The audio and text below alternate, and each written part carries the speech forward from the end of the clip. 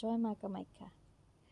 Hello' বন্ধুসকল, বাকী আপোনালোকে মোক চিনি পায় চাগে, যিসকলে মোৰ ফলোৱাৰ্ছ হৈ আছে, মোক ফ'ল' কৰে। যিসকলে মোক চিনি নাপায়, মোৰ নাম অঞ্জনা আৰু মই সৰু সৰু এনেকৈ ধৰণৰ ভিডিঅ' দি থাকোঁ। আজিৰ ভিডিঅ'টো হৈছে মা কামাখ্যাৰ দৰ্শন কৰিবলৈ যোৱা ভিডিঅ'।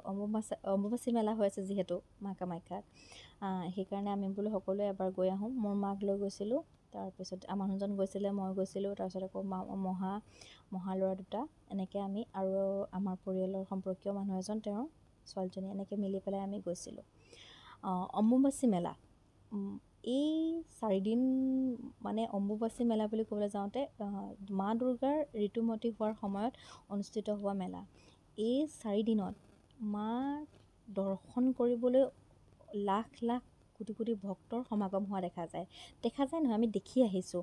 কাৰণ এই সময়ত মা জাগ্ৰত হৈ থাকে, এই সময়ত মা ঋতুমতী হয়। 4 দিন বুলি আমি বিশ্বাস কৰোঁ বুলি নহয়, এইটো প্ৰকৃত সত্য, আমি বিশ্বাস কৰোঁ। আৰু এই সময়ত দৰ্জা বন্ধ থাকে, মা কামাখ্যাৰ মূল যিখন দুৱাৰ সেইখন বন্ধ থাকে, কিন্তু বন্ধ থাকিলেও অসংখ্য ভক্তৰ সমাগম অকল মাৰ সান্নিধ্য পোৱা, কাৰণ এই সময়ত মা জাগ্ৰত হৈ থাকে।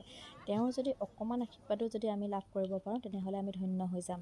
সেইকাৰণে এই 4 দিন, বিশেষকৈ অম্বুবাচী মেলাৰ সময়ত মানুহৰ অসংখ্য ভিৰ। এই দেখিবলৈ পাইছে নহয় আপোনালোকৰ, দেশ বিদেশৰ কিমান, বিদেশৰ পৰাও আহে, কোনো সিদ্ধান্ত নাই।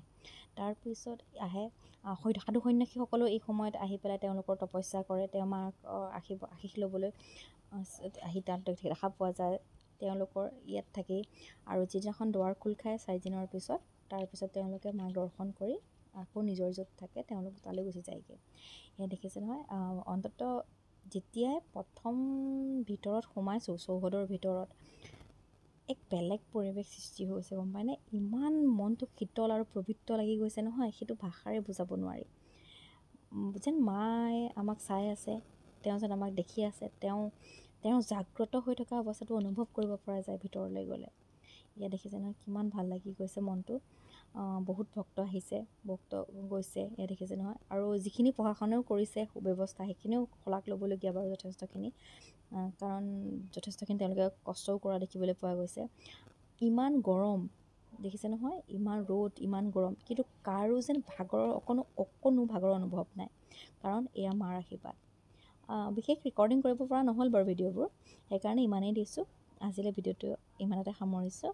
এয়া ৰেলেৰে আহি আমি ঘৰলৈ আহিছোঁ, আৰু বাকীখিনি লোৱা নহ'ল। আজিলৈ বাই।